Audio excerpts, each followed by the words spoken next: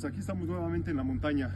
15 días después vinimos a poner este letrero que se nos había olvidado ponerlo, para que la gente sepa lo que se está haciendo aquí y pues nos ayude a cuidar estos retoñitos de árboles que producen piñón.